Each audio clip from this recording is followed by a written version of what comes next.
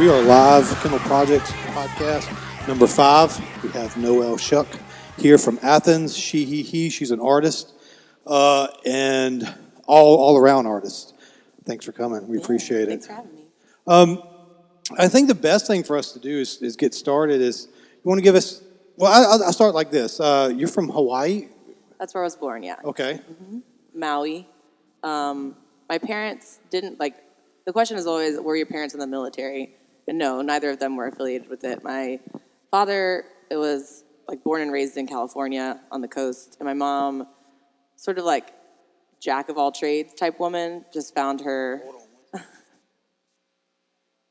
They're alive.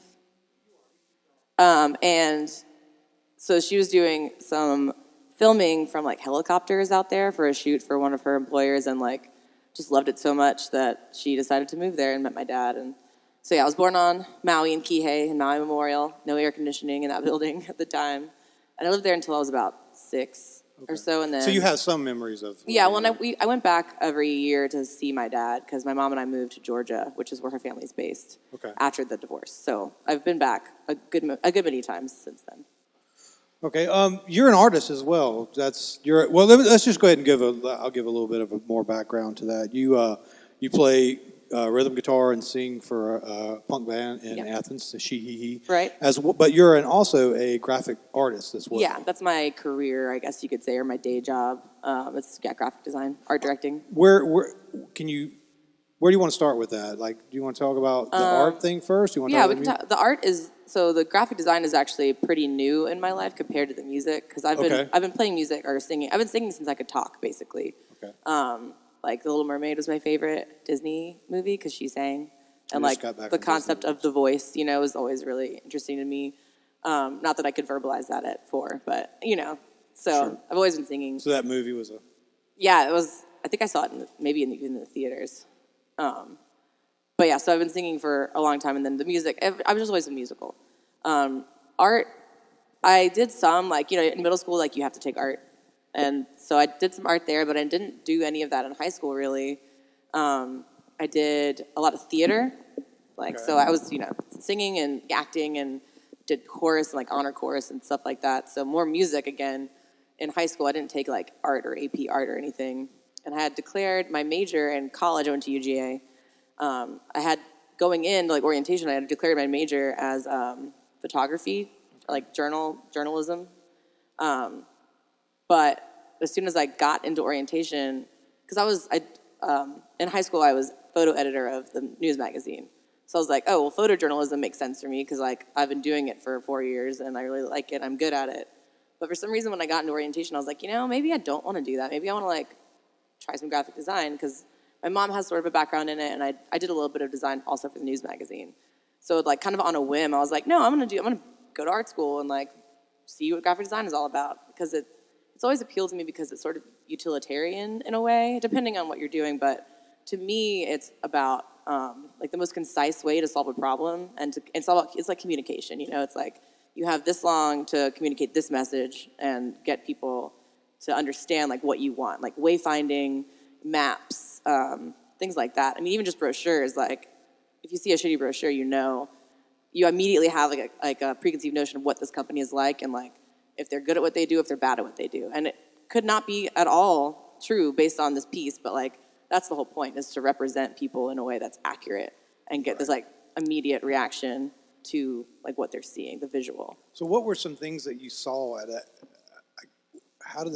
what are some visual influences, things that you saw that seeped into those decisions to be a graphic artist, or were there any? Yeah, there definitely, and this is a question that I had to think about a little bit because I've never really considered this question just flatly. Mm-hmm. But when you're in design school, you take history of graphic design, so you kind of understand it's good to not work in a vacuum. It's good to be aware of what's around you, so you can be have context and understand just style in general is a big part of being able to design something. So we studied all these influential graphic designers, and one of the ones that stuck with me the most, her name is Paula Scher, and she is one of the partners of Pentagram.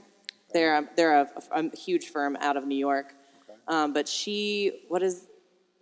they call her, it's the instant conjurer of the familiar, and it's just like her way of like designing something, and like you look at it and you immediately feel like it's something you've seen before or that you're familiar with or comfortable with. Okay. She does a lot of maps, like, and her typography style is like handwritten, but she did all these like maps of New York where she just writes the location on the map and like she builds it out from there. And it's sort of like fine art meets pop culture in a way. And that's always really appealed to me. And that's like, I think what I try to do with my graphic design too is it's like there's thought and craft put into it, but it's also like has this aesthetic that's very accessible. So you want to make it familiar. Yeah, well, I want to make people like, I want there to be a visceral reaction. I want people to like feel like something when they look at it and feel like comfortable. So experience. Yeah, I think that's a It's good way. not just noise. No, yeah. Well, because I mean, people approach it that way too. Like graphic design is, any kind of art is subjective, right? Like, yeah, absolutely. I mean, that's an absolute statement about, subjectiveness and how everything is that. But yeah, I just think that like my approach to graphic design is very utilitarian and like it has a purpose for me. But people approach it different ways too. Like there are people that like intentionally make things look bad or like whatever that, like it's like ugly intentionally. Abject. Right. Yeah. It's like what anti-comedy. It's kind of like that concept. Gotcha. So. Are you familiar with that? What is it, Kristeva? The abject, the idea of the abject. I don't think so. We studied that was kind of one of my backgrounds in art school, especially we moved to New York, is how you can find beauty in vomit. Oh, yeah. Or even that. Sure. And I guess I found, I was attracted to it because of my interest in horror movies. Yeah, yeah. And special effects, and then so the artists that were doing similar type things or using things that were actually really gross interest me. So yeah. So I totally get that. Well, are you at the point now, like that training? Have you started to abandon some of those things and try to experiment, and you kind of know your wheelhouse? You have your own tools that you're using. Yeah, yes and no. I mean, because my job is less like self-exploratory and more like I have clients that need this thing from me. So most of what I do, like in my day-to-day, like actual when I'm working at my company, is not for me. At the same time, though, I do have some opportunities to explore different things. Like I do a lot of work for the Georgia Museum of Art. Okay. So I get to do like this really beautiful, it's like tabloid newsletter. So it's like 11 by 17 and it folds out. And so like it's incredible. And I get to work with these pieces of art that are in the museum, like the exhibitions and things like that. So I kind of get to make art out of art. And they let me do pretty much whatever I want, and it's great, and I love it. So you're talking about taking typography and graphic design and understanding how our eye works, and then using it to create an object. Right. Yeah. It's like, because I do some digital design too, but my favorite is print. I just like the tactile, like being able to touch something. That's always really appealed to me. I've designed a couple of books for them as well, like exhibition catalogs. But yeah, it's layout. It's understanding like pacing, visual pacing, hierarchy of type, just how the eye like flows across the page, things like that. How does that process work for you when you go from like a screen to the print to your hand? Is it a trial and error thing? Is it a process? You've got to print, you see it on the screen, print it out, and then I got to play with it, and then I'll go back to the screen. Is that how it works? Yeah, and I now I do less of that because I think the more experience I've had with it, the more I know like from how it's going to translate from the screen to the print. But like where your margins are, that kind of thing? Yeah. And so when I was first starting out, like I would lay something out and I'd print it out and I would mark on it and then I would make the adjustments from that paper. And I still do that, but there's less like revisions, like less change, like rounds of changes. Because I think I'm just better at knowing what it's going to look like already. And like if it's a newsletter, for instance, like I already have sort of like the template's already set because it's more or less the same every time as far as like where the type is laid and how many columns the text will fit and things like that. So gotcha. I have parameters to work with it. And the hardest part about that was setting up the initial design because it's like a blank canvas, which can be scary as fuck for any artist. I feel like anyway. Yeah, like, it is. Like I think you've talked about before, like setting parameters for yourself because otherwise, like, what the fuck are you even going to? How do you even start something unless you have like parameters to work within? Yeah, and it's I do that. I put rules for myself all the time. And I think that's a really good exercise, and it's important because no one's ever going to be like, make me something. You know what I mean? Like, generally and when they do, that becomes like, oh my God, like what am I going to do? I'm in a place right now where I have the opportunity to write a proposal for a show, and basically unlimited space. And, oh man! And I'm like, I have no idea right now. Yeah. But, I do have some ideas, but if you're putting me on the spot right now, I can't give you any definite. I've got some ideas. Mm-hmm. Like the show I was talking about in May. I'm just now in my head can kind of see what I'm going to do, but I don't know for sure how that works. Well, I always try and like, if I have parameters that are really loose, I always try and like look for inspiration, and like I can't just make something out of nothing. Like I can't myself cannot do that. I have to look at something that exists already and like draw off of that. Yeah, like you see here, that's what I do. I mean, inspiration boards are really important. Yeah, I put everything out. It's like that's the only stuff I can draw from. Yeah. And occasionally I'll think about adding, but I try not to do that because it can become overwhelming. Right, and like the more you add, the more complicated, like the more like muddied the message can get as well. Like if you're trying to incorporate too many things, like keep it simple, stupid is like my mantra for my whole life. Yeah. I mean, I don't always pull it off. Like sometimes I try to do more than I should, but usually the more I follow that, the better like the result is for me. That's all right. Yeah, I don't want to jump into music yet, but we'll get back to the idea of something stupid and punk rock and all that stuff. Mm-hmm. Well, talk to me about color for a moment. Like I have a set of colors that I just always go back to. And blue and orange. Blue and complementary colors. Yeah, like I see. Blue and orange for sure.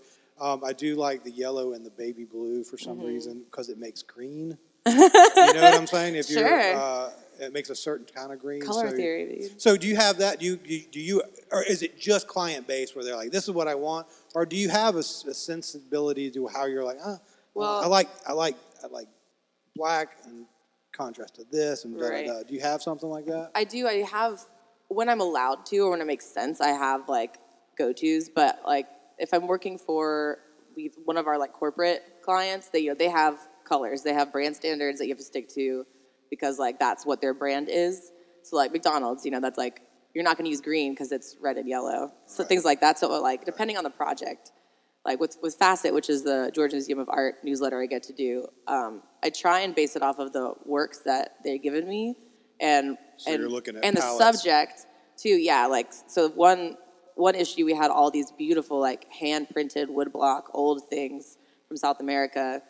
But there was a lot of like hand done like type within these blocks. So every headline for every like section, I like took my like brush pen out and I made like a hand brushed like title for that. So when you do that, do you scan it or I take a picture with my phone and then I import it into Illustrator, like live trace it, and then sometimes I'll fuck with the Bezier curves, like the paths a little bit to get it like really where I want it, but. My goal is always to have it look as much like what I did as possible, to like keep the artist's hand in there, especially when it's like actually me doing things by hand and not just the computer, if that makes sense. Yeah, that totally makes sense. Like makes it keeps the authenticity in there. One of the hardest things, especially now that I've got trying to reproduce for print purposes and all that, I constantly wish I could just snap my fingers and just have a digital version of the image that's on the paper. Yeah, it becomes this like lights, making sure the camera's level. I've gone away from scanners because they're just not as reliable as far as images go. So I like to take the pictures instead of scanners. But now I'm starting to think that maybe scanning is the thing. But yeah, that play I don't like to play around with the image digitally after it's been done. Yeah, but you have to. Yeah, well, because, speaking from, like, a nerd tech standpoint, like, when you look at something in real life, it's additive colors, so you're dealing with CMYK, and when it's on a screen, it's RGB, so reverse that. Screen is additive color because you're putting light through it, and then in real life, it's reflective color, so, it bounces off, and what's left is the color that's on the page. Yeah, dealing with screen brightness. That's already, like, a pretty big gap to have to fill in to make it look like what it looks like in real life, which is not actually like possible completely, but that's why those conversions happen. Because if you ever export something, this is so fucking nerdy, but no, I deal with it all the time. I deal with it. Like, I think any artist that deals with digital technology and they it's a struggle to make Photoshop. It is. It's a struggle, and that's a big program, and it's a big program, and there's a million ways to do the same thing. Like, so when did you did you have any experience dealing with Photoshop Illustrator before you started school? Or Yeah, because I did a little bit for the news magazine at my high school, Clark Central High School, CC. Oh, shout and then out. the Odyssey News Magazine is the name of the publication. So I was familiar with like InDesign, and I think we actually used Quark Express, which is like old school layout software. Yeah. And then Photoshop, we had Photoshop Elements, so it was just like the kiddie version of Photoshop. I had when I was in an art school, that was like 98, probably was my first sit down with Photoshop. Yeah. And I had I think it was a computer animator friend that sat me down, and he was like, "You do this, you do that, you do that," and I was like, "What did you just say?" "Oh, okay." And it became this play thing where I just had to play. And yeah. play. And it was simple. It was like, boom, boom, boom. Yeah, boom, yeah. Boom. And then now I'm like, yeah. I can't Crush move the Photoshop. I can't. My fingers can't move fast. The computer can't work fast. Yeah, my brain worked way faster than my computer. Yeah, and publisher for me had a job in New York City because publisher's a motherfucker too, though. And that way I learned that. Publishers so much, and I just became an expert because I had to do all our own. Anything that's Microsoft, I'm like, go fuck yourself. Like it's we have horrible. So many clients that want, and I mean, I understand it because like most people have Office. Like that's the thing is like. But so we have to make Word templates that look good, and it's almost impossible to do, and it's so hard to work, and it's not intuitive, and like, because Flash was originally a Microsoft thing, and like then Adobe took it over. So when we were learning all the software, we had to learn Flash as well, and I was like, why is this nothing like the other programs? Like, why does this not make any sense to my brain? And our teacher was like, oh, because it was a Microsoft program that Adobe bought, and like they hadn't like retooled it yet to where it made sense. So like. You know, the idea of keyframes and like where all the tools were and how I was just like, this is not, I don't understand this. I hate this so much. As soon as I learned Flash, it just became obsolete. Yeah, exactly. As soon as I learned it. Now like Photoshop can do all that shit. Like making GIFs and whatever, like animations, that's all Photoshop. Or even now. like Final Cut for me. Oh yeah, Final Cut's great. Or Premiere, all that stuff, I don't, I still cringe every time I go to apply for a residency and they're asking for an image and slide list in Word. I'm like, dude. How about Keynote? Hey, how about Keynote? Yeah, I mean, it's mostly they ask for a PDF, and then I can kind of right, which is the universal like. Right. So this office that I work for, some of the people that have been there, like everyone's my boss in my opinion, but these two guys have been there for 20 years now, and so they and my like the guy that owns the company talk about before there were PDFs. Yeah, like they had to like send something to a client, like. And like how they had to like basically build it. Keep talking. I gotta check her. Yeah, which blows my mind, and I'm really glad PDF's done. It's great. Or like having to like paste up like an ad, like actually cut the type out and paste it on a fucking board and like the image. Crazy shit. Yeah, it's old school as fuck. That's old printmaking type. Yeah, but it's like not that long ago, really. Yeah, it's only been about, I guess it's been about 18 years now or so. Well, like when you think about years. like even the concept of movable type, like the Gutenberg Bible and like the first printing press, in like the history of man, that's pretty fucking new also. Yeah, well, I remember having to learn that in school. Yeah, taking printmaking classes. I love printmaking. That was, if I could go back to school, that's what I would get. I would get a master's in printmaking. All right, so let's talk about that for a second. Like you work for clients all the time. Like do you play on your own? Do you are you so burned out from a job that you just can't? No, I mean I love my job. No, I'm not saying that at all. I'm saying that like I quit working for artists, being an artist assistant after 3 years because I spent so much time working. You don't want to do art when you get done doing art, right? Yeah. No, it's a little bit different for me because I kind of get to choose what I do outside of work. Like, so I do all of SHEHEHE's graphic design, like our vinyl, our shirts, anything you see that's printed from us. With maybe like one or two exceptions of like artists we've gotten to do illustrations for us. But even then, I'm still like, I'm the one making the shirt file. I'm the one like cutting it up and making sure like compositionally that works. So I've done a bunch of graphic design for other bands, and like I have some clients in town that are, local nonprofits and things like that I really like, love the cause. And it's fun for me to get to do stuff like that also. So I'm not super burnt out. It's just about finding the time to actually like approach these projects. So What's your ninja skill with that stuff? Or something that you think that you are? That's a really good question. If you had to duel somebody out, and what would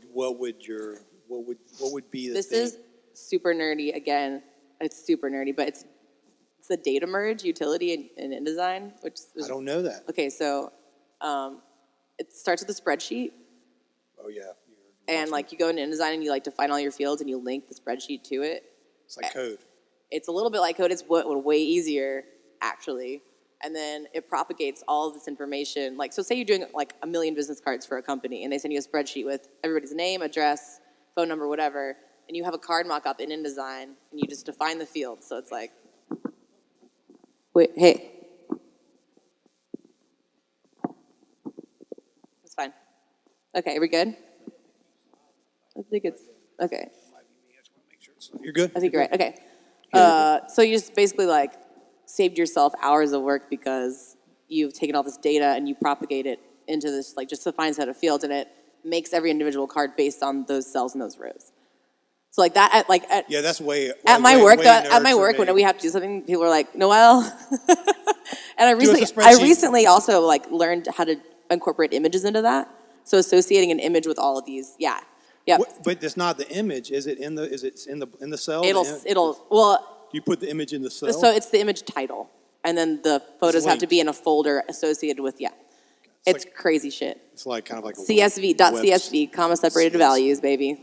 Wow. That's my specialty. I'm also real fast at layout. I'm really fast at layout. Cool. Yeah. So InDesign, spreadsheet. InDesign, data merge, and layout. Yeah, hey, if anybody out there needs some help, I need some money. I'm for I will merge your data. So you said I just got back from Disney World. Oh, nice. So you How mentioned... was it? It was amazing. Did you love it? I loved it. Was the magic still there for you? Yeah, my kids are at the perfect age. Awesome. They're 9. So you got to see them experience some magic, too. Yeah, we went when they were 5, and it was... For me, it was a disaster. I was going through. Did you like drink around the world at Epcot? Because that's something I always wanted to do. We didn't do that. We're way off on task here, but it's organic, man. Yeah, you're right. It absolutely is. That's what you said. So we saved up, we saved up we put it a little bit in checking account every month or whatever. So when we left town, it was paid for. Right, which is badass. Right, and I remember going to the bar like the first night or whatever, and ordering a beer, and it was $9. Yeah. And I was like, what? That's And some Faith Disney was like, prices, son. Faith was like, just to let you know, we get 2 free alcoholic beverages with every meal, so you can have my drink. I was like, all right, cool. Thanks, Faith. Yeah, I appreciate it. Looking out. But you were, it was. I look at it from a sculptor and installation artist point of view. Right. So they use these really great practical effects to make these amazing illusions. Yeah, up close you're like, I know how to do that. I do. And And I'm it's totally like a study. stealing. Yeah. And I'm totally man. stealing some I of those that. ideas. Like That's the stuff they were doing with but it's also like motion sensors and all that stuff. Does it make you sad sometimes that you can't just like see something for what it's meant to be, but you have to like dissect it? Because I feel that way about some things. Not that place, because I had such history as a kid there. My parents took me and all that. But you know what I mean? Like you become like such like your brain can't think of it as a whole anymore. You're just like, how do I do it? How do they do it? How do they do it? They do this? I can't. Yeah, everything is always like that. It's after music is like that. Mm-hmm. Everything. It's so like I wonder what pedal that dude's using. I wonder like what setting. Like is he using his bridge? Is he using his? Yeah, and we'll sit out here on Friday nights, me and my wife and Drake, and a song will come on, and I'll be like, do you know who really originally recorded that? You know what kind of board they used? Oh man, you and my drummer would be friends. He loves doing that shit. So tell me, so music as a kid, Little Mermaid was an influence. Yeah. So give us that, and you sang in choir in school. I flute. I played the flute. Okay. Played the violin. You learned to read music. Yep, I can read. I can't read bass clef. I can read treble clef, which is fine because that's where I sing. I can't. I was just talking to Faith about this last night. Yeah. About that. Because my kids I want my kids to. They should learn piano. They should all. Everyone should learn piano. My wife teaches piano. So. That's badass. That means she's real smart. Yeah, she's super. She's got to be smart. But she can't jam with me. Oh, really? That's her thing, because we're like, she's opposite looking at the sides screen. She's looking at the screen. I play completely by ear. Even though I can read music, I usually don't. I can read music and I don't.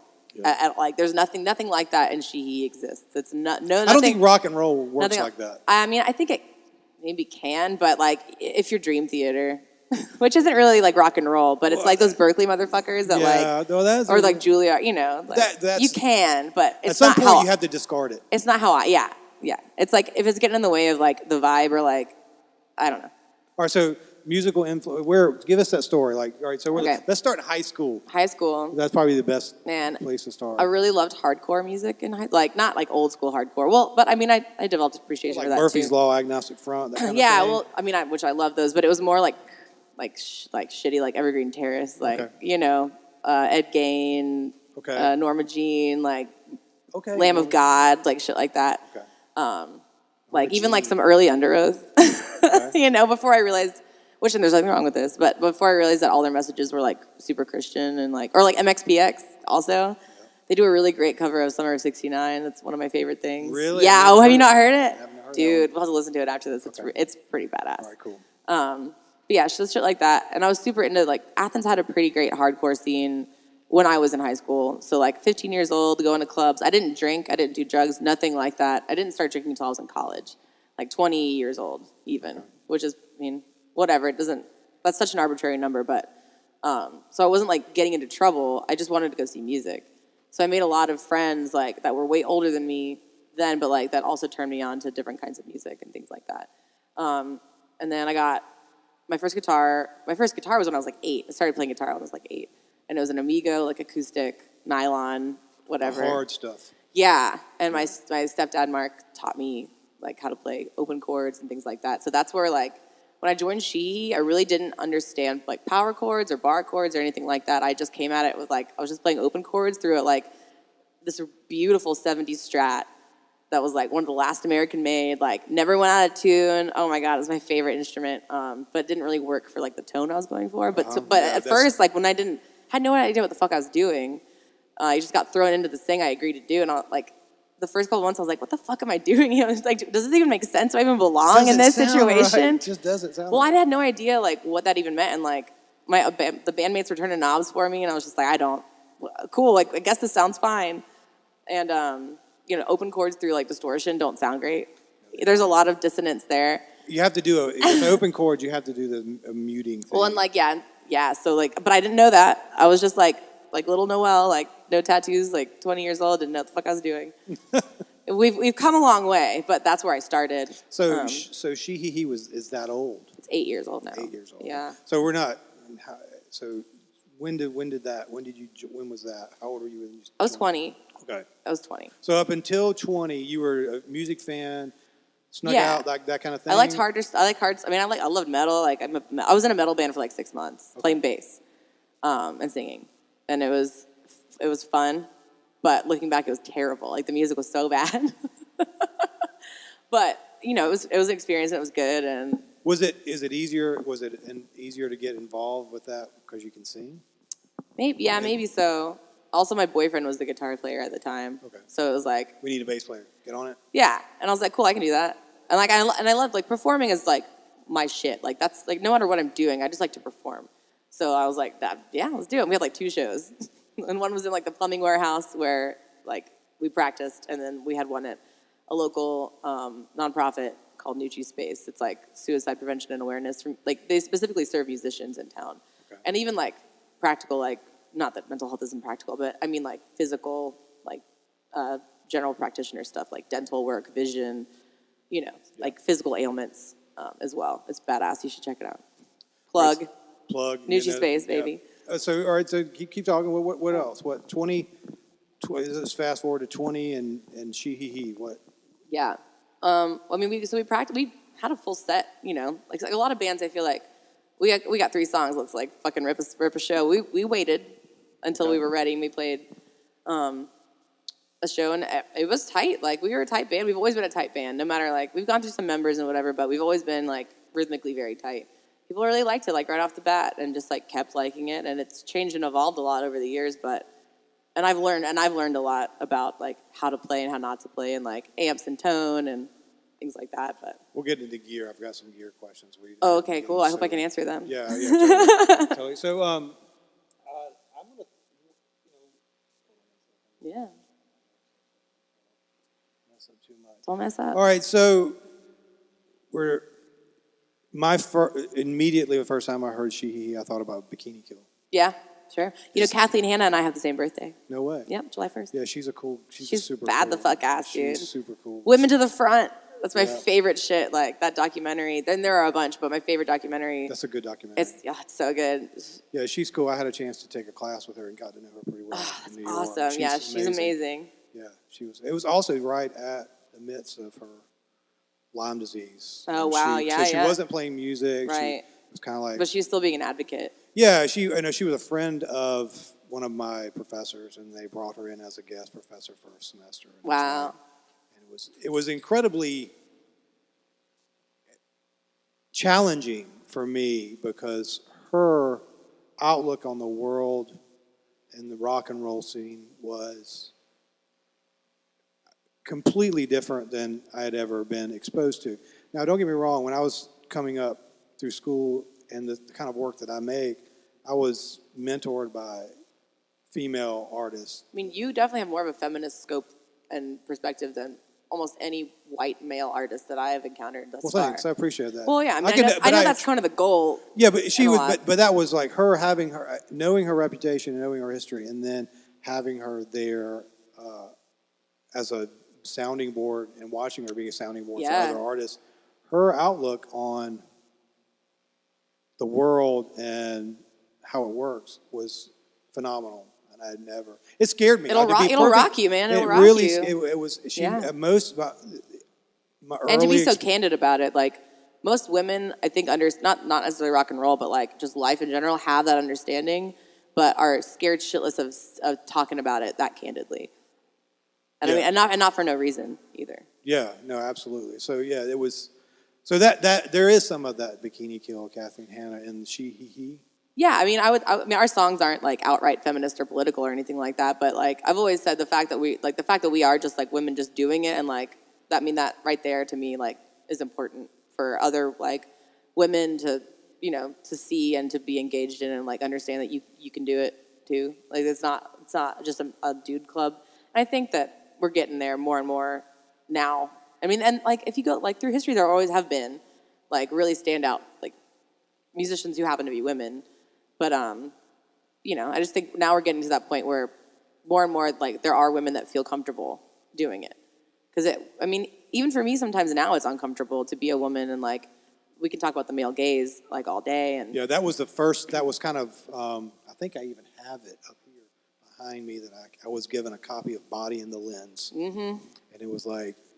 It's important, yeah. Because I think what happened, I did a drawing for a project of a woman. And it was like immediately male gaze, and I was like, "What are you talking about?" Mm-hmm. Yeah. A Southern conservative background and all that, and sneaking Playboys and all that stuff. Like I was like, "Whatever, man." Right. They're like, "No, whatever. I dig this shit. Whatever." Yeah. And they were like, "No, you need to understand that." So yeah, that was the first like digestion of there's things I just can't make work about, and if I do, I have to be sensitive to their historical place and what I'm doing. And you have to be very specific, and you have to attach that note to it. You do. And the context has to be correct. It has to be. It absolutely. Yeah, you can absolutely. Be crucified for that. Yeah, and I mean, like, kind of rightfully so. We're going to take a break in just a second, but in 2 minutes, can you talk about... I'm looking at the timer. Were you aware at that early age that you were participating in a boys' club? Especially in that. Yeah, I was, definitely. I mean, my vocabulary and my understanding was much more primitive than it is now. But I definitely because when you walk into a venue, like when we went on tour, and like someone's immediately like, oh, so you're like assumes that you're the merch person or whatever. Or like the thing that I've realized even in recent years is whenever anybody's like, oh, you're in a band, that's awesome. They never ask me what I play. They always are like, oh, you're the singer. Like, that is the question. They're never like, oh, so you're the drummer. Like, their assumption of my role as a woman in the band is always that I'm in the front, and that's what I do. Not like, I'm the only guitar player, and I sing. It's not that. It's always like, oh, you must be the singer. And, like, it's men and women alike do it. And I don't know, like, where that comes from, but I pointed that out to my friend Amos the other day. I was like, no one ever asks me if I'm the drummer. They always ask me if I'm the singer. And so now, like, every time it comes up, like, online, because I post a lot of things online about, like, my perspective as a woman that plays music in, like, a male-dominated thing. He's always like, But are you the drummer though? That's like our inside joke now. But there are some amazing women drummers. Oh, dude, Sheila E. Fucking hell. Sheila E. I was about to say that. I'm doing a new one of the newer pieces I still only have in my head. There's some sketches, but I was looking for a pose and I searched up rock drummer, and there was man. first picture. I was like, "That's all the you pose need." Yeah. that I'm doing. Dude, just ripped arms and just dude, like killing it. doing Damn. that. So Noelle, we ended on talking about Kathleen Hanna and we're talking a little bit about feminist thought. Yes. You're a self-proclaimed feminist. Can you tell us what that is?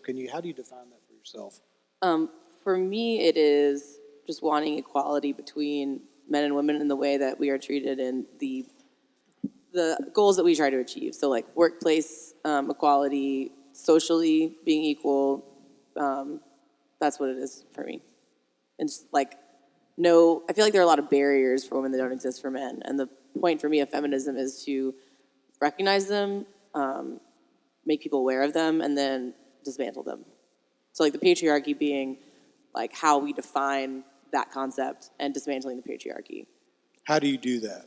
How do you personally dismantle? Oh, wait, no, I have it all figured out. Do you really? Or are you No, and I don't, and not at all.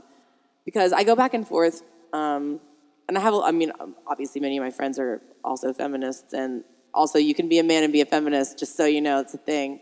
This guy right here is one. But it's all about, and it's taken a lot of time and conversations for me to figure this out, but it's all about approach and how you talk to people about things, because like, women are angry, and for good reason, for a lot of things.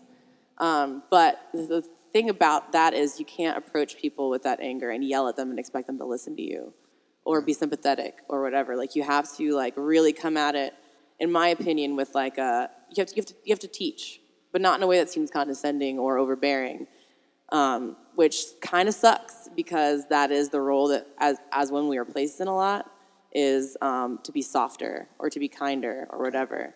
But that doesn't change the fact that that approach is, for me, like in my experience, been the most effective way to talk to people about like that issue. How do you say teach? Is it, in my experience as an educator, when sometimes in that role as a teacher, people immediately rebel or resist that. Is that teaching more demonstrative? Like you're changing your behavior, and as an example, right? I mean, it can be demonstrative. I think a lot of the times it is, but so much of patriarchy and misogyny, and even like internalized misogyny that like women have, like towards like their own gender, which I mean, I have had to like look at and deconstruct and like understand that about myself as well. So much of that is just subtle, and you don't like realize where it is, and it's hard to teach people something they're not aware of already. So you have to kind of like, tiptoe into it, and like it's like the are you the drummer? Like no one asked if I'm the drummer, okay. And I'm automatically the decorative front piece of a band, not like an integral part of like the instrumentation or whatever. Or like people ask me if I'm the merch girl, like automatically assuming roles. That to me that's subtle. Yeah, but that's a learned. Yeah, no, it's so integrated into society and culture, which is like what's problematic about it. It's like it's happening with racism too, although like now fucking overt racism is fine apparently, but like this, it's like the sneaky misogyny, it's the sneaky racism that is like kind of infecting all of these people, and they don't even realize it because it's so subtle. So, but you're not saying all guys are douchebags or anything. No, not at all. And the whole like not all men hashtag is kind of like white lives matter. It's like, no, and we're not saying that white lives don't matter. What we're saying is, and we're not saying all men are like that. We're saying that there's enough of it going on that it's a problem, that if you feel immediately defensive when someone says that, maybe you should like look at like where you're coming from and why you feel defensive when someone's pointing out a problem that just happens to be like evasive or what's the word I'm looking for? It's just like everywhere. It's pervasive. There it is.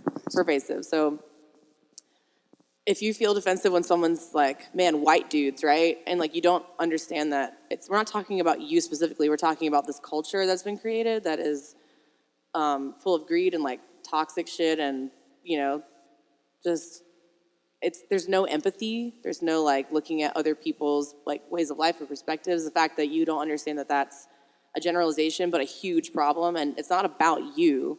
It's about the culture that exists. If you can't like separate those two things, then like I would really encourage you to step back for a minute and look at like what you're doing and if maybe you're contributing to that a little bit. Because it's not about the individual, it's about the whole and like what's going on and the trend. So the rock and roll scene, like there is, like I said, I asked you earlier, it's a boys club. Like Can be. How are you guys? How are you navigating that now? And we're going to talk about some specific. I'm going to throw out a couple of names to you in a minute. But how does that work in the real? Like, the merch girl thing, get that, but it's got to be worse than that, right? I mean, it can be for sure. But keep that mic a little closer to you. Hello, I'm Noelle.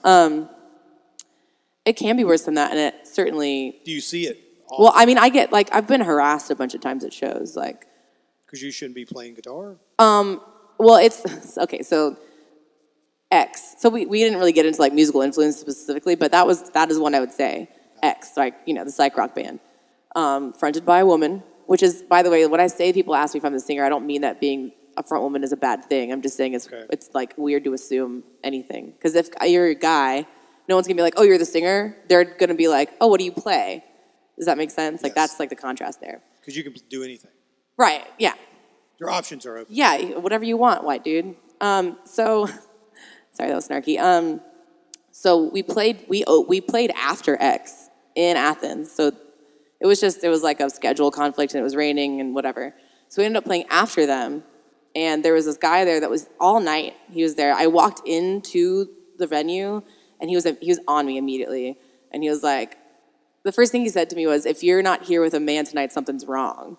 And like, wow. And so, wow. And I was like, Nicole was with me, my bandmate, and I immediately turned to her and I was like, why? Because I need a man to like be a person. Like, what the fuck does that mean? And I was like, immediately I had to calm myself down. And this is like a really good example of what women do every day, which is de-escalate. So like when something happens and we like recognize it as something that's like fucked up or sexist, like a lot of times have to just like drop it because we have shit to get done. Like we have to like function. So I was really like, he's just trying to say you look nice. That's like I had to like dumb it down to that so I could move on with my night. So me and Nicole are sitting at the bar and he hands me this like folded up piece of paper with his number on it and he goes, that's where the party's at tonight. Like, and I he walks away and I just look at it and like throw it on the fucking ground. And we were getting ready to play after X played, and they, by the way, killed it. I love X. Still, they kill it. And I was walking up to the stage, and he's, like, kind of in my way to get to the door to the stage. And he's like, oh, do you work here? And I'm like, like, dude, no. Like, do I have, like, like, everybody in that venue has to wear, like, the shirt of the venue. Uh-huh. Like, they have a uniform, right? I'm not wearing this uniform at all. And I'm like, no, I'm about to go play in my band, actually. And he's just like, God damn, like, I thought you were sexy before, like, nah, blah, blah, blah. Yeah. But that's just one example. So I'm not even done with the story yet. Right, awesome. Like, I mean, if it's cool, if I can milk this a little bit. Do your thing. So we get done playing. He stood on the ramp the entire time and just, like, watched. Like, I could feel it, like, burning into me the whole time we played. We get done, and I'm, like, getting my cables together and, like, putting everything, and he just starts yelling, hey, chick! Hey, chick, like, that is what he decides to yell at me. And I'm ignoring him. And one of my bandmates was like, hey, Noelle, I think that guy wants your attention. And I was like, yeah, no shit. Like, I don't, like, I'm not going to I know, I can hear him. He's being loud as hell. Like, I don't want to talk to him. So I turn around and he goes, so you're going to meet me at Waffle House in 45 minutes or what? And I was like, no, I'm not going to do that. No, like, wow. I'm not going to meet you there. And he leaves, and the security guy was like, dude, the entire set, he was telling me, like, how he is, like, has bipolar disorder and to not mention that to you and, like, all this shit. I'm And I was like, dude, like, thank you for looking out because this is crazy shit. And I got a Facebook message from him that night. Wow. And it said, if you want to make it in rock and roll, like, ditch the dull blonde chick, referring to Nicole. Your lead singer. Yeah, like, and she's fucking killer. And because he was like, I used to be an A&R guy for Columbia, blah, blah, blah. And like all these like things, like just like, I don't know, man. But like that kind of shit just sucks so much. And it happens. And I'm not saying it doesn't happen to men. I'm just saying I think it happens to women more. Yeah. I don't know. I've never experienced quite something like that. Oh, and also like, I mean, I understand like fandom towards like male, like there's a lot of that for sure, but I don't know how often men feel physically threatened by it. And I'm not trying to assume that either. I think that's an asshole thing to do, but I felt like in danger for the majority of the night from this like unknown entity just being way up in my space. Aggressive. Yeah. So. But anyway. Does that happen a lot? No, it doesn't happen a lot, and I'm thankful for that. But like, I think it's fucked up to be thankful that you don't get harassed more. You know what I mean? Like, I think it's fucked up that I have to even like worry about it at all. Like Yeah. And I mean, like, it's not just people, like, not just women in bands, but just women that like decide they want to walk alone, like, to their car at night. Like, I've got a knife, I've got a taser, I've got pepper spray, I have all these things, and like most women have that too because they have to. These apps like Kite String exists, like in case there's an emergency. It's like it sets a timer, and if you don't get in contact with your friend, you're walking home. Like if there's 12 minutes, and at 12 minutes they don't hear from you, the option is to call the police because you're not sure what's going on. Like, and I'm grateful that app exists, but I think it shouldn't have to. And like that's a world where I would like to get to. Yeah, I think that as from a dad's perspective, those are kind of things that I really starting to be much more aware of. My wife and I have those conversations a lot about like overnight trips, who they're going to be with, and yeah, it's a real thing for sure. I mean, I have a friend that like his daughter does track, and we were talking about something personal of mine that had come up that was dealing sort of with this, and he was like, I just had to have a conversation with my daughter about like how she can't run alone, like you can't just jog alone. Sorry, like you have to have somebody with you.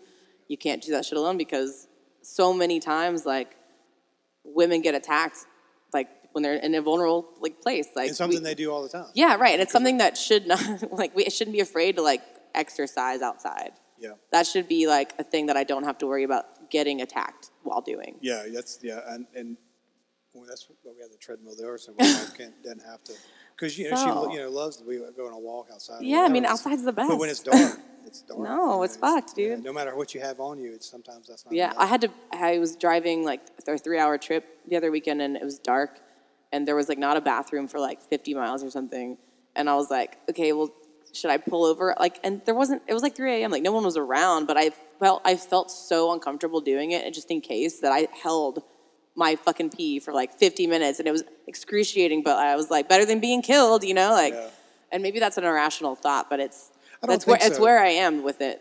When we moved to New York, that was something my wife still talks about, is like you have to put your "don't fuck with me" face on or whatever. Yeah. And you have to kind of have that certain posture that's still not, it's not a suit of armor, but it's something you have to go. I mean, it's combat boots though, like, and it's hard also. Do you do that for shows? Yeah. Oh man. Yeah. I'm suited up at shows, like for sure. And it started to like also seep into personal relationships where it's like harder for me to break down those barriers and like be vulnerable and get to know people that I really like. And it's like just seeing the effect of that makes me really sad sometimes. And that's just general lack of trust because of culture. Well, or it's just like how I've just become so accustomed to being that way that it's hard for me to like shake out of it, and like at shows, like I'm not mean at shows at all. Like I'm super nice to everybody, you're aware. but my security is heightened, and I'm like, those dudes, because there are dudes that come to shows where you're immediately like, well, you clearly have no idea what's about to happen. Like you can tell that they don't understand quite like what this band is about to do, which is like one of my favorite things also.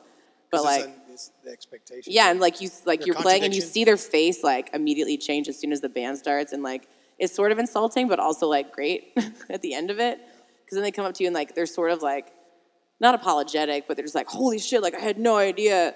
We played this town the other day, and after we got done, this guy came up to me and he's like, you don't see many chick rockers. I'm like, maybe you don't, but they're everywhere. Yeah, you're right. So So chick rockers, like so Chrissy Hynde is one of the ones that come to mind. yeah. And Pretenders. yeah. Yeah. It's that Tattoo Love Boys is one of those songs that was kind of very much like as a young man going, I love that. You hear that, you really understand those lyrics. Like it's got to be. Yeah. It's that exact thing you were talking about. Yeah. Like, I think I read an interview. She said that when you're dealing with guys or people, I think she said people that have an I Heart Rape shirt on at a show, you're having to negotiate things that are not easy to do. Yeah, absolutely. And I mean, it's so hard to be in that position because like you want to stand up for like the things that you know are right, but you also want to maintain like a certain amount of decorum. And some people are just edgelords and just love like pushing buttons and seeing what they can make people do. But I think that trolls. I think that's tandem with like the thing that you're like making fun of though. Like if you don't understand the way that this impacts other people, it's like, okay, this is a touchy subject for a lot of people, but playing devil's advocate in like a lot of cases is such like a privileged thing to be able to do. It's like if you have the luxury of being like, well, but what if it's this instead of no, it's this, and this is actually like what my safety comes down to, and there's no like, well, maybe he doesn't mean it. It's like, but I can't consider that he's just playing around about loving rape. I can't consider that because that's my like well-being and my safety. So like if you're gonna stand there and defend somebody that's doing that, then you clearly like haven't considered, or like you're not being empathetic towards like what it is like to be a woman and be constantly afraid of being attacked. And I just think like it comes from a place where like you're considering another option.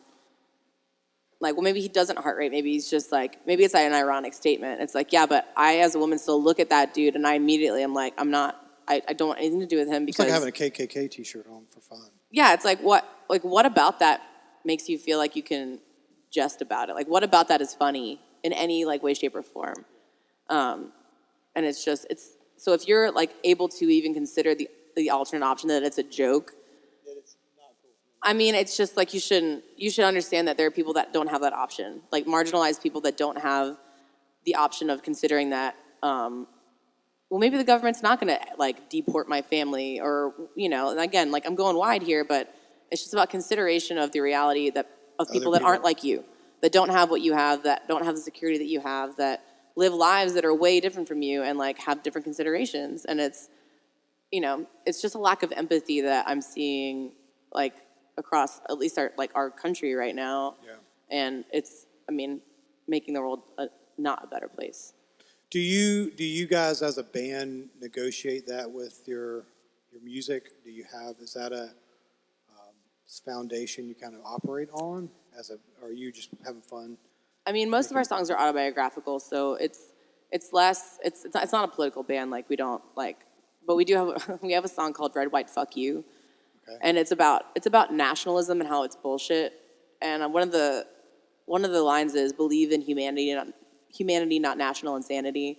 Because like what we've seen is like these borders and like these lines and these flags like radicalize people to this degree that they don't even understand who they're fighting against anymore. Like this whole immigration thing and like people that are like against like illegals, which by the way, humans can't be illegal in any way, shape, or form, just so I can say that.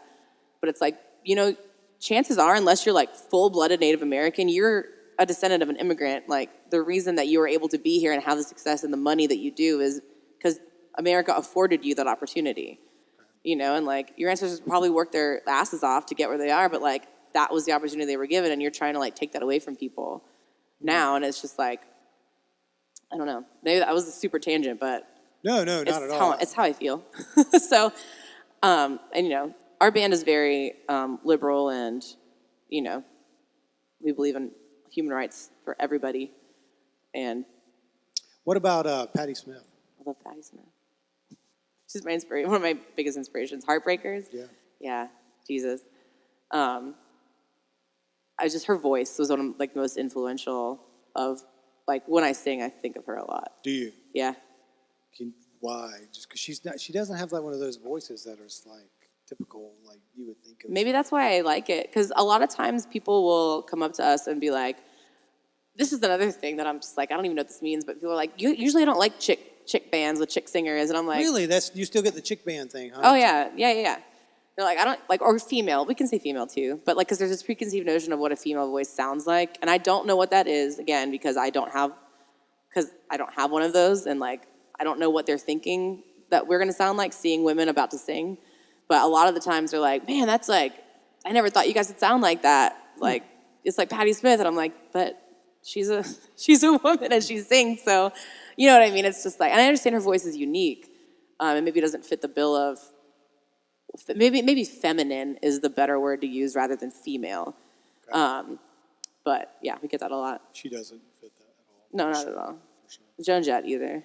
Joan Jett, okay. Yeah, What Joan else? Jett. Bangles, Go-Go's. These are all things we've been compared to. Okay, come on. X,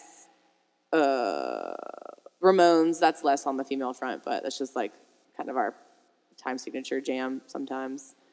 Bikini Kill. Bratmobile, if you're familiar with them.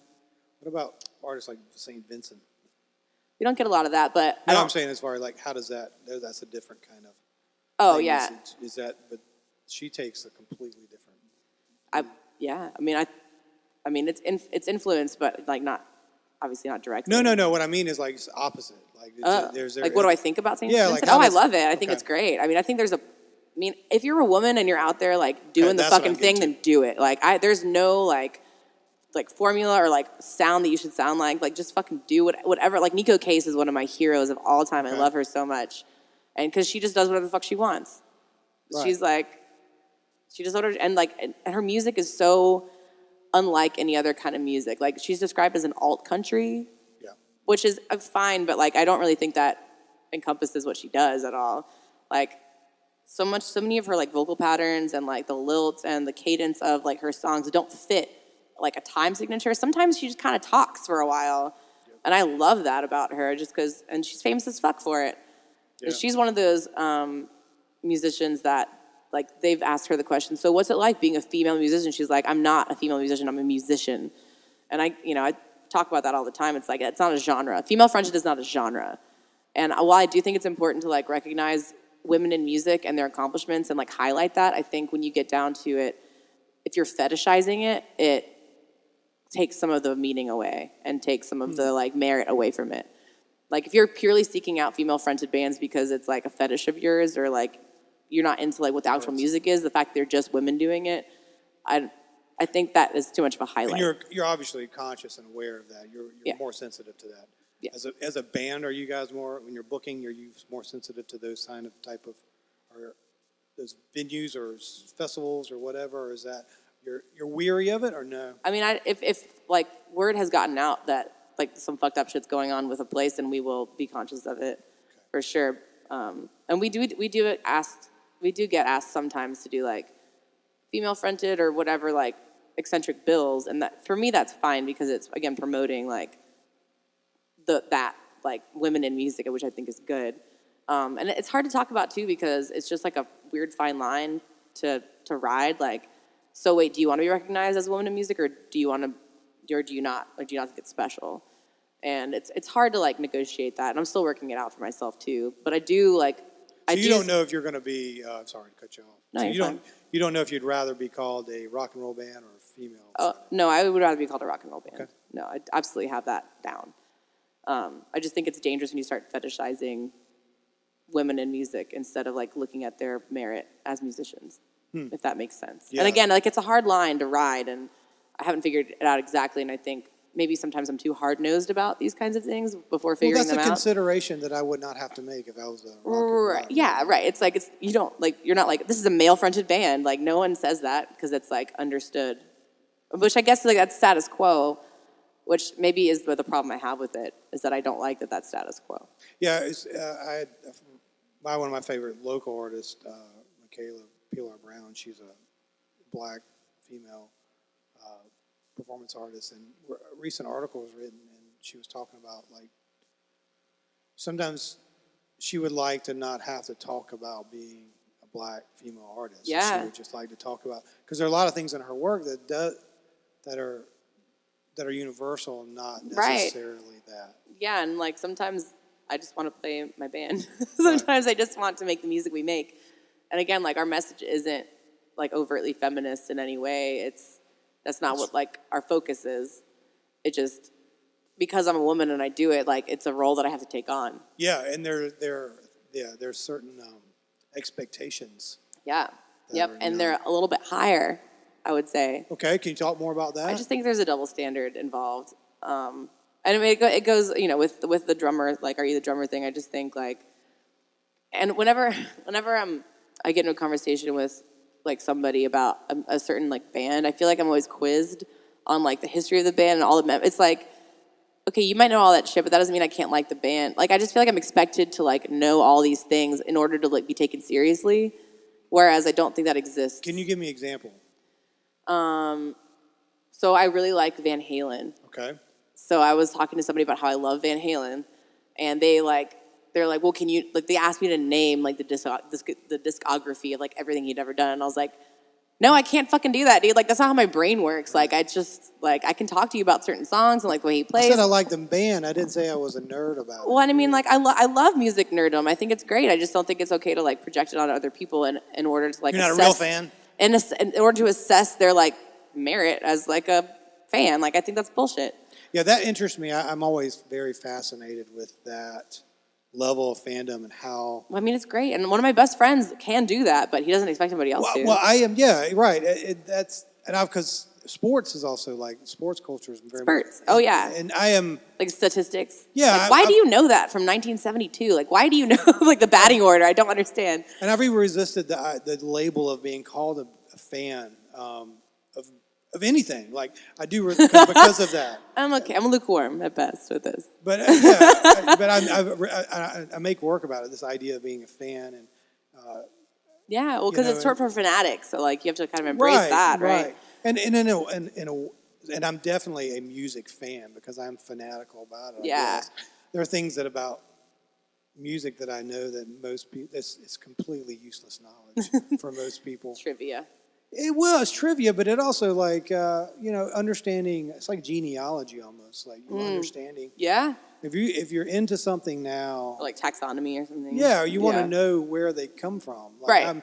Where are the roots of this? Right. Yeah, and I was blues was that for me. Like I got loved the Allman Brothers, and then it became the suction into deep old blues. And, well, it's like Robert Johnson. Yeah, it's like the birth of the blues. And even that is like an acquired taste. Oh, absolutely. But like you have to, I mean, I do feel like there is merit in like understanding the history and the past of something. Sure. Like people that like love the Allman Brothers but don't know who Robert Johnson is. Like I feel like that might be problematic, especially from like a race standpoint. Absolutely. Oh yeah. That's a great example. It's like culture and context is very important when you are praising this one thing, but you don't know where it comes from. Yeah, rock and roll would not be. I mean that dude was fucking rock and roll. Like that's where it came from. Well, even like black spirituals and Yeah, fucking slave hymns, dude. Like that's right. Or on the Chain Gang, shit like that. That stuff is still like Yeah, I took history of rock and roll when I was in college. Oh, did you? Dr. Valdez, who looked like if Danny DeVito and Ron Jeremy fucked and had a baby, that was this guy. He's like this short, like bald on top but long hair, like stringy, like it was. Oh man, gross. Yeah. But he wrote the textbook on this class, and he has a doctorate in like rock and roll. So like that's a job I'd like to have. Oh, it was incredible. One day he couldn't remember because we were covering Keith Richards, and he couldn't remember his name, and he just like did this, and everyone was like Keith Richards, like the whole class. That's great. That's great. And he loves the Grateful Dead, so and Hendrix, so we spent like, whereas we would spend like 1 or 2 classes on everything else, like we spent like 2 weeks on the Delta Blues, and then we spent 2 weeks on Grateful Dead and 2 weeks on Hendrix, because like that's just like where his shit, like what he loves so much. Yeah. And we spent a little bit of time on Fish, but only because like the Grateful Dead, they would like let people plug into the boards and like record bootlegs. Like actually, like that was allowed. Shared music. Yeah, like it was less commercial, less capitalistic. Yeah. But anyway.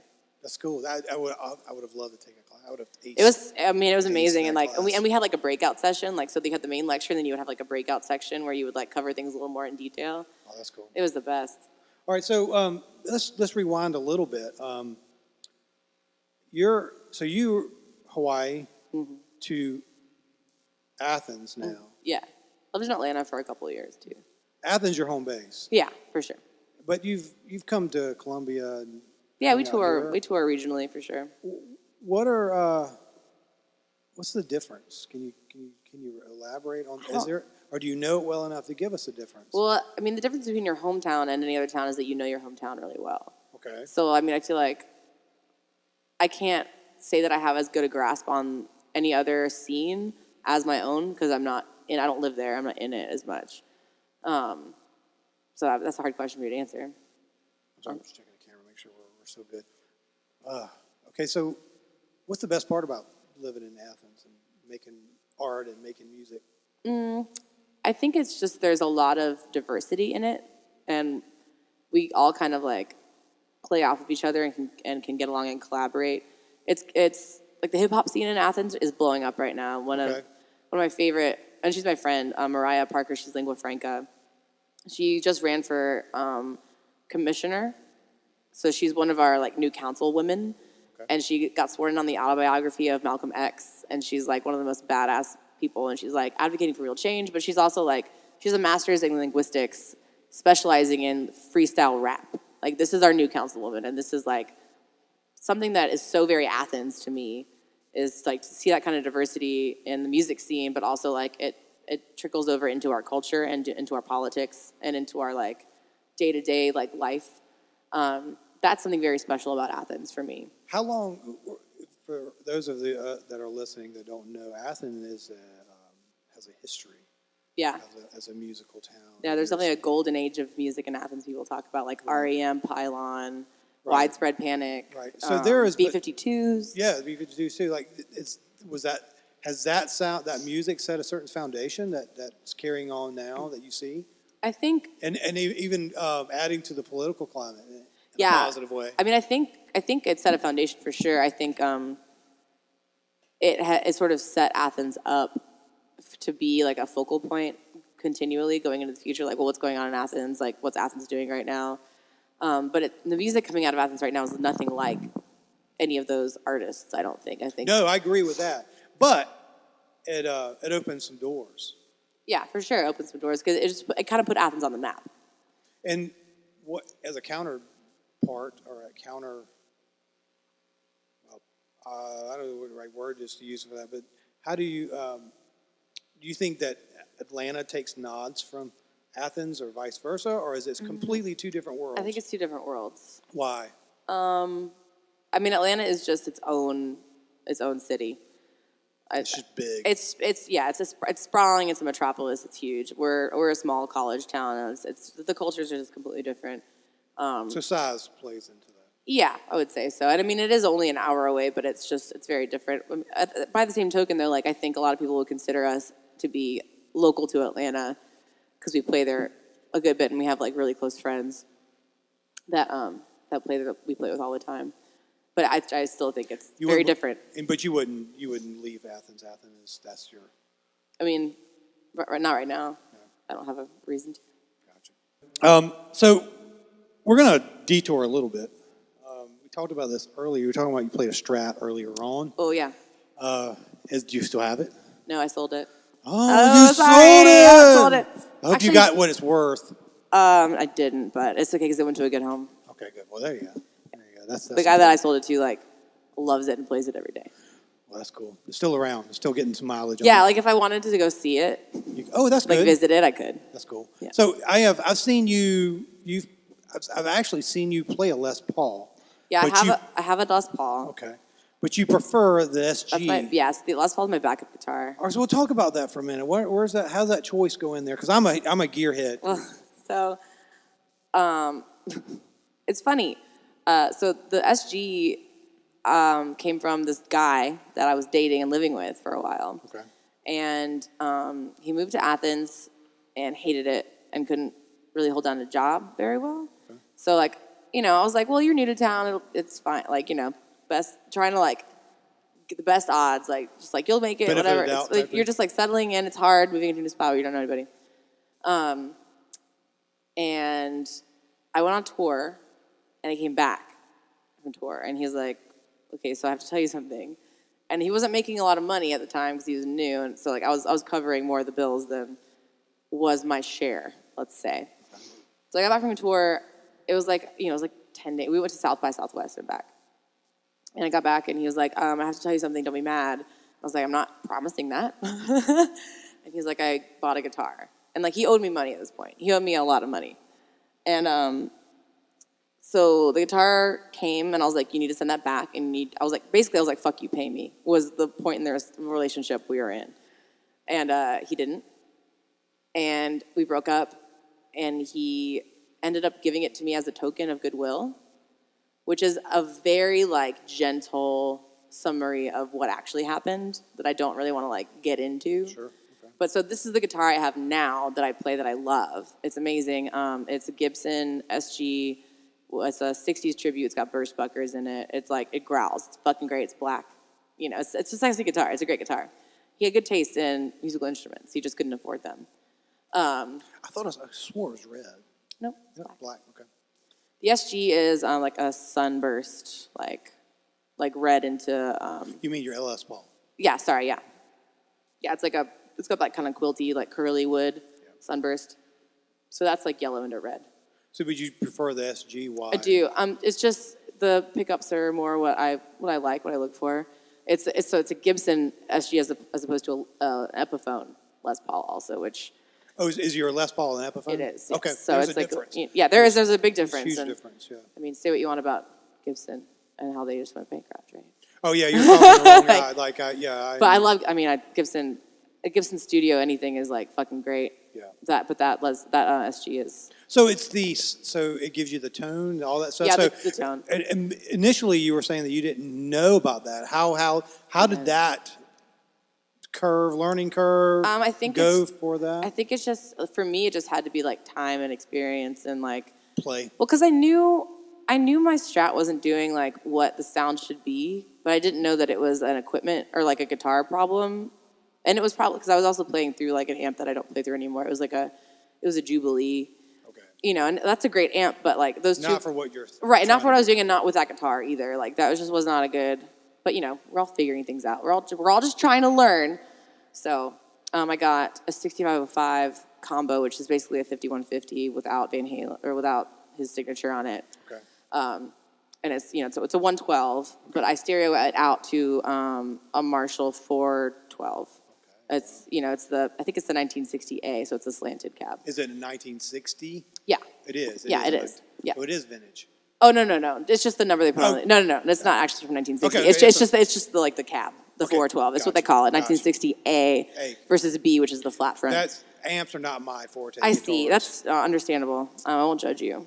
I just haven't had. I won't be like, oh, you're a man. You don't know about. Well, there's certain amps I do know a lot about. Yeah, no. Fender Again, reverbs, super reverbs, all that. Yeah, those the dual. all that, and of course, Marshalls I do know a little bit about. Yeah. I just haven't had a chance to play them because sure. I don't have a reason to have a stack in the studio. Yeah. I think that we probably would be evicted if that was the case because I do get complaints from the household about my guitar playing too early or too late. Is it the one you made yourself? The guitar? Yeah. Oh no, that's inside. That's okay. Because I was looking at it and I was like, "That's a good job." No, that's actually, you know what that is? That's a Chinese knockoff I got last year.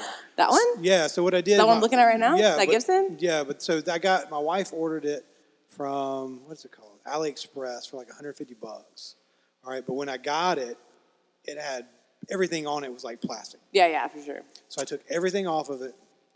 Rebuilt everything, did all the fret work over everything again, and put burst buckers in it. But they're the boutique.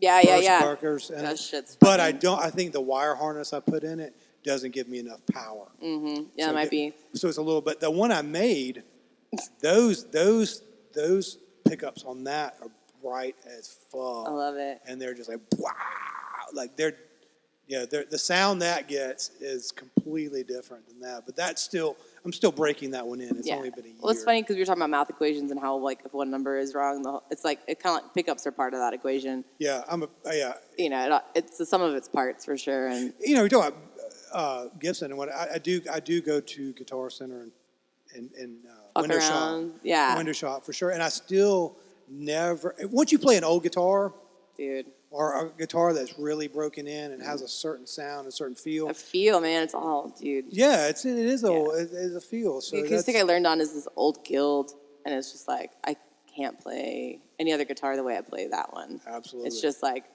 there's a story there. It's been in like so many hands. It has the sound. It's just like it's magic. It's great. Yeah. So, do you ever go back to that? Like, do you write on those things? I have an acoustic at home that I write on. I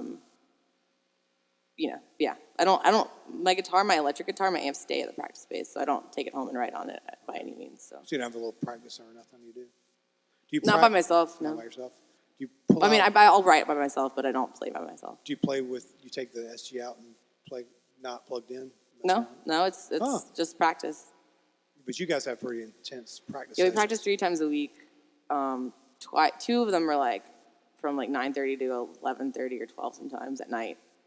And then on Friday, my lunch break is practice. And your band, your lead singer and your drummer are married. Yeah, and she's also our bass player now, so she's our bass player, singer. Really? Yeah, we've made the transition from a 4-piece to a 3-piece. I love the power trio. Dude, power trio, and we're killing and it. And she's singing it too, man. Wow. Yeah, I feel like we're killing it. And she's learned it in like 4 months. And like we have an entire set she's ready. Like we've been playing out with her. So when we're playing here on the 22nd at Art Bar of December.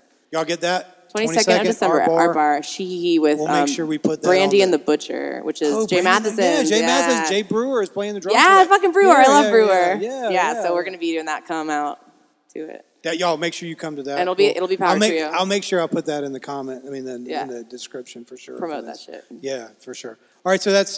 Is there any guitar that you wish, or any setup, or anything that you wish you had? Like if you could you could have any setup, any gear rig. I've always wanted a full stack, but now that because I stereo it, so it's like I have at least one speaker on every side of the stage. Okay. So I think you just want to feel the thunder. I just want it to, because like sometimes when you go to a live show, if it's like not a big room, when you stand on one side of the stage, if that's where the bass amp is, you can hear bass. And it rattles your lungs. Well, and it's just the balance isn't there. Yeah, I get it. So the fact that I have speakers on both sides of the stage means I'm always heard, which is my favorite thing. When I was in New York, I went and saw a lot of live music, and that was very conscious to get there early to make sure I could stand in the most. Yeah, in the middle. Or at least like back far enough to everything's like converging so you have the full sound. Because you're right. Because I like being in front to watch a band, but a lot of times it means being on either like one or the other sides. Right. So you only get like the guitar, you only get the bass, you don't get the mix. Because a lot of times you'll be right under the PA where everything's getting mixed in. So like you don't get like what the sound guy does is stands in the middle of the back because that's where everything that's the comes. Perfect place to be. That's where you should stand. But if you want to watch, it's not ideal. Yeah. Of course, if tickets to push you back there as well. Yes. I remember when I finally splurged on I don't know, who did I saw? Tool. I think it wasn't Tool. I think I saw, it was Rage Against the Machine. I saw Government Mule. Oh, that's a good one. That's an Athens band. And the Beacon. And I splurged on tickets to get right center. There you go. And it was perfect. That was like, okay, now from now on, I'm going. If I'm because I had been to like Roseland and Irving Plaza and all that stuff, and that's general admission, so it's all about it's just where you find, and also too as the show goes on, you migrate between things and all that stuff. So definitely sound is a big deal. All right, so are you ready for the lightning? I'm ready. round? Let's do it. Well, I looked at these. One of them is not answerable for me, but I'll address that one. All right, is it the first one? I don't know. What is art? Oh. Yeah. Maybe I didn't look at these. Fuck, that's a really good question. Art. That's the hardest one. I feel like art is the genuine expression in whatever medium you want of just how you want to interact with the world, and like it's different for everybody, but it's a genuine expression. Let's stick with that, because it can be a genuine expression of anything you choose. But I feel like true art is a genuine expression. Okay, I'll take that. Bad Good, art. You'll allow it? I'll take that because I'll ask you, and that's a good lead-in. Yeah, what about bad art? What's your definition of bad art? Bad art is contrived, and it tries too hard to be something instead of just, it's like posers, right? It's like you're trying to be this thing because you want to be this thing instead of just being who you are. It's the antithesis of authenticity. So it's authentic. It's inauthentic. Okay. That's bad art. All right. Next question. What is your hope for the future of rock and roll? More acceptance of non-cis het people. So Explain cisgender. So cisgender is just like you're straight white, like what you see is what you get, sort of thing. The typical, yeah, like what you'd expect. Versus like trans, which is, I mean, that's a broad term, but sure.